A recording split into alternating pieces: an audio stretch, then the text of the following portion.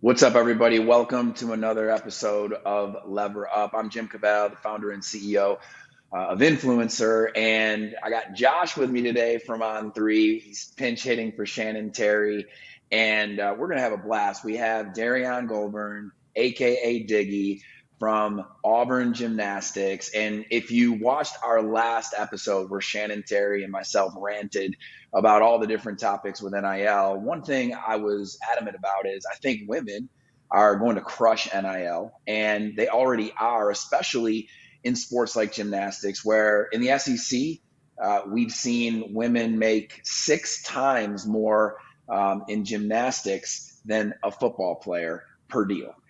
So just think about that. That's what's happening. It's only growing by the month. And Diggy, so happy you're with us today. I just wanted to start by asking you, 15 months in on NIL, you've had a lot of action off the mat with building your own business. And before we get into some specific questions, like what's it been like having this whole new part of your life that you have to manage and even have opportunity with?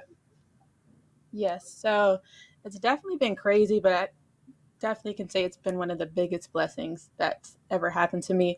So when NIL was like first thing, and it was just this big thing, I was a senior, and I was like, "Gosh, I wish this happened my freshman year," because there's just so many opportunities that just happen to every athlete. But just being able to build a brand and being able to profit off of that is something anybody would be grateful for. No doubt, no doubt. And, Josh, you guys at On3 have done an amazing job creating the NIL valuation system that really has 3 parts to it, right? There's performance, how an athlete's doing on the field, on the mat.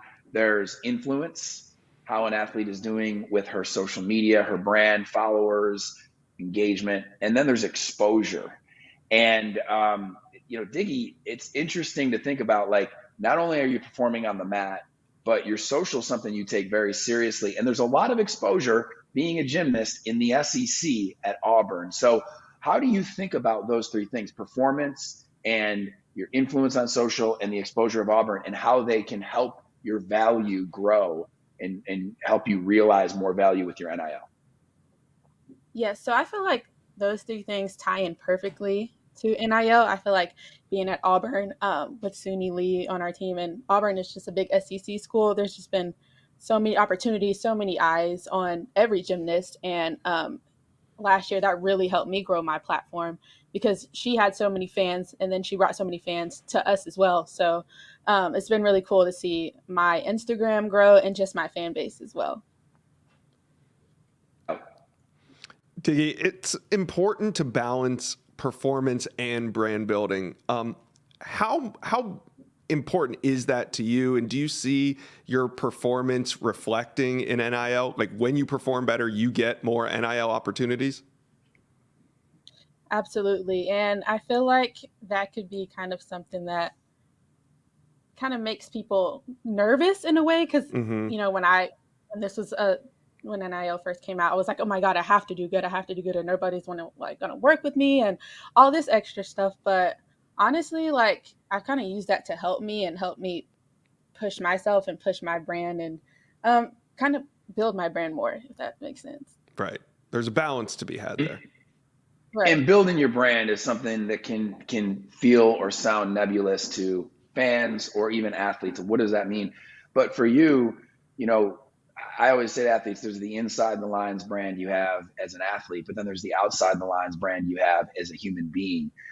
There's a lot of things that make you an amazing human being. You're not just an athlete. That's just a part of who you are. What are some of those things off the mat that you show on your social media to brand yourself in a way that people can see who you are as a human being? So for me, I like to just be a positive person. I feel like I'm pretty positive inside of the gym and outside of the gym. So like my social media, I try to keep it very positive.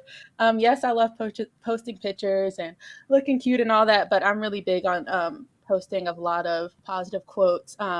You know, life is hard, and being a student athlete is hard, and just life in general. So I like to post a lot of positive quotes. Anybody that's going through anything mental, I kind of just like to, however I can help on that side, I try to be as vocal as I can.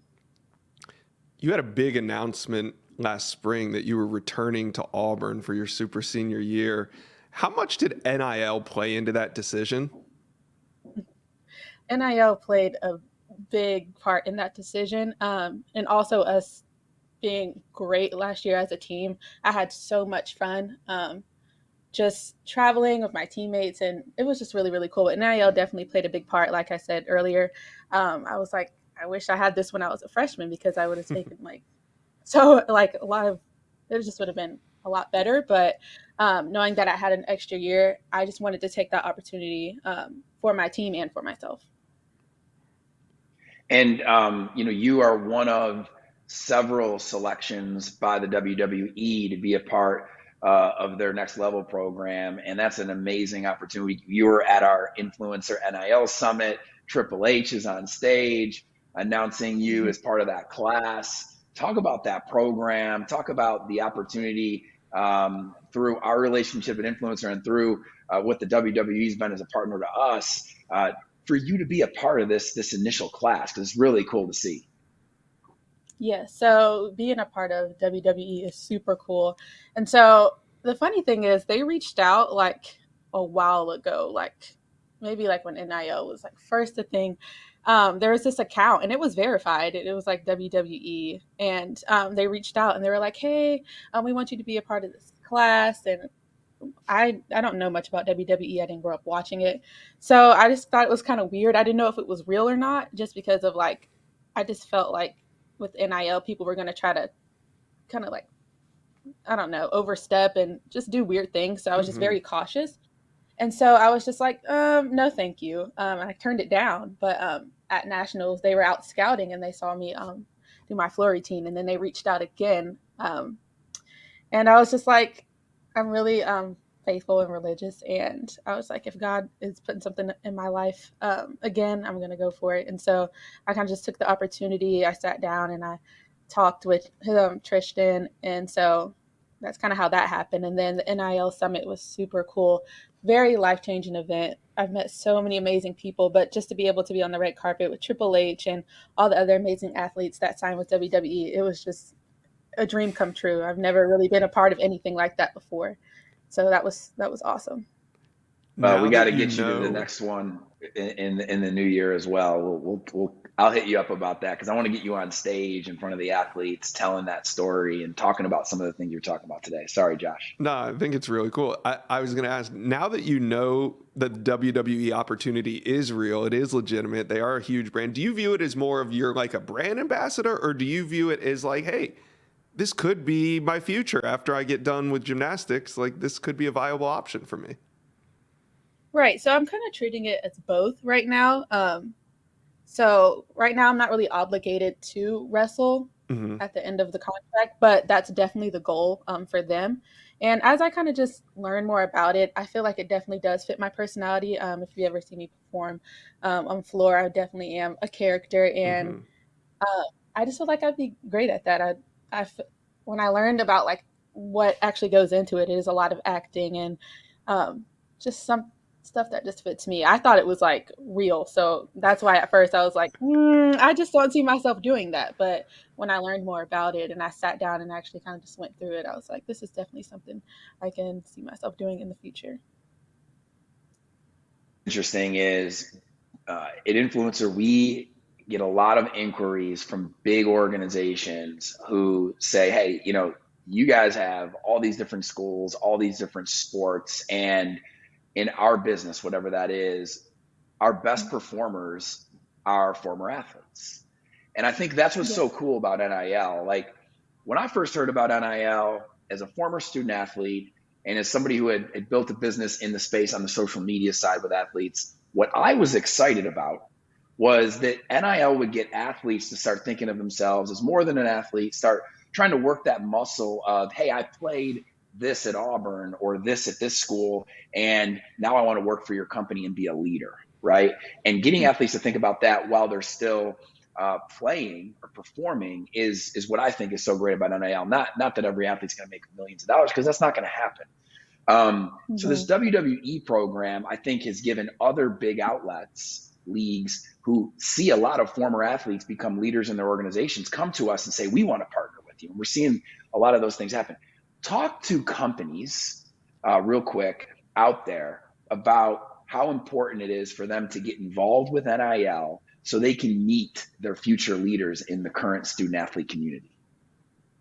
Yes, I think that's super important. There's so many talented athletes just all around. And I think that that also helps us tap into, our creative side, because I feel like a big problem, and especially like towards the end of our careers, is we don't really know what's next. And we kind of feel like we don't know how to prepare for that. And we kind of feel like we aren't prepared for that. So I feel like the more involved these companies are and can like help us get that head start, I think that would be very beneficial for both of us. How has it been negotiating, not just with the big brands, but just with brands in general? Like you said, when WWE reached out to you, you didn't even know it was real. So what's kind of been the communication like? Do you get nervous? Are you excited? Are you pessimistic of some of these things that come your way? Like, what's it like negotiating? Oh, no, I love it. This is always something that I wanted to do. Like before I was even a gymnast, my mom had me in modeling. And so my biggest dream was to always just work with whatever brand I could on social media. And at that time, I did not have that platform. And so now that I'm at Auburn, and I would never have would have thought that I was going to be Derrian Gobourne at Auburn. And so now I want to take that opportunity and just be able to work my brand. And I feel like it was just perfect how everything kind of just pieced together. And like I said, that kind of ties into why I took that extra year. So. Well, I know we're about to wrap up, but one thing I think that's really important about you is you've talked about it already a few times.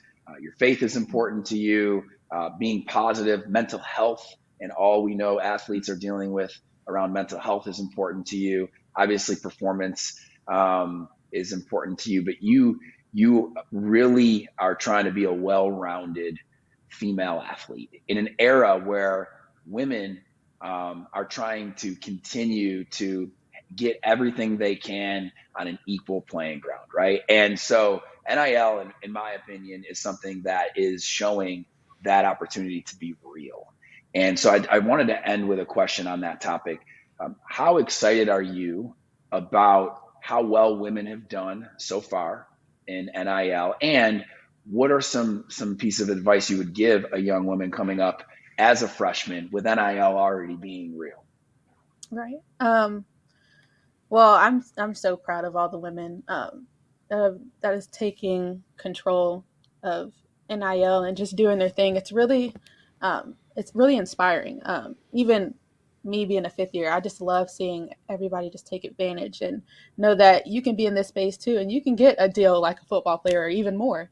And so it's really, like I said, it's really inspiring. And advice that I can give to a freshman is just be patient with the NIL process, because I know when it started for me, I was kind of freaking myself out because I didn't think I was going to get anything. I just thought that I had to have it all figured out, and with classes and with training and meetings, it was just a lot. And then I kind of just took a step back and I was just patient with the process. And I had some highs and I had some lows, but now everything has just come together, and it'll work out for your good. Beautiful. Amazing. Well, thank you for joining us on the Lever Up NIL show, and good luck this season. Thank you. Thank you. Thanks, Diggy. Appreciate you.